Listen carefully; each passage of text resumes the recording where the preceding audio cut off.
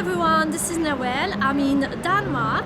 So this month is April, is a very important month in the field of autism. It means that there will be a lot of events going on, and my own contribution for autism will be to be here in Denmark. So why Denmark? The first thing is in Denmark we have Princess Mary of Denmark. She's supporting a lot in the field of autism. She's president of Denmark Autism. So it means that it's a country with a lot of interesting ideas and center and services. Denmark is also part of Scandinavia.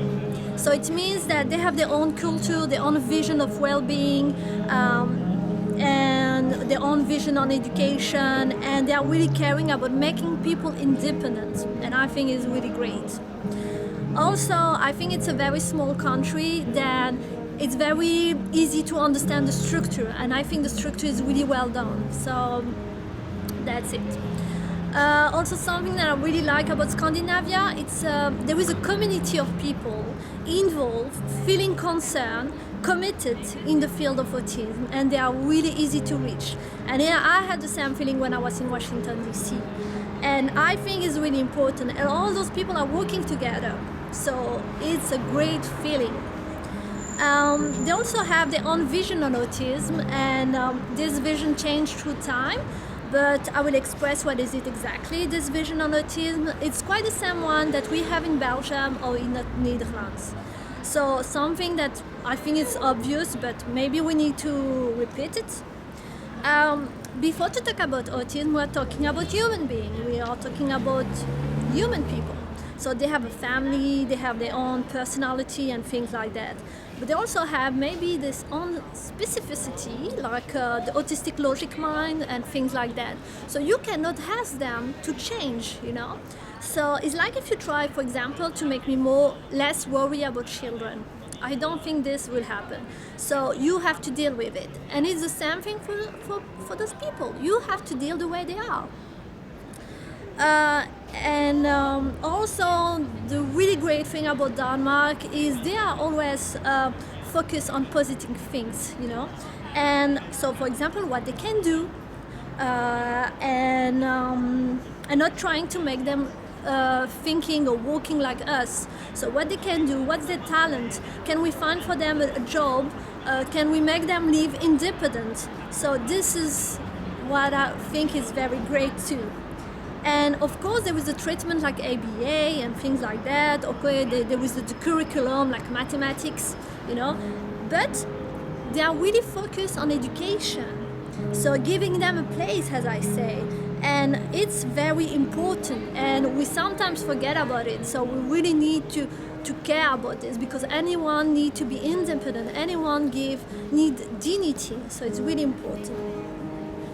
So what I really want to share with you also is that, you know, I don't think there is one way of creating a center of a school.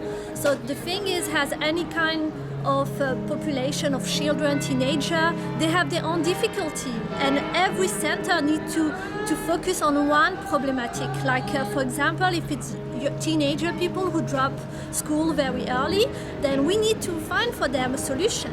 If it's children who have been diagnosed quite early, then you will find another kind of solution for them.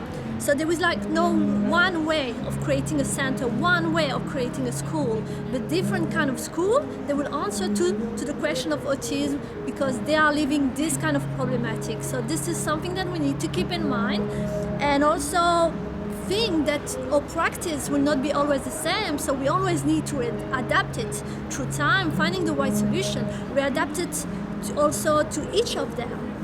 So it's really important, because we need to answer their own needs.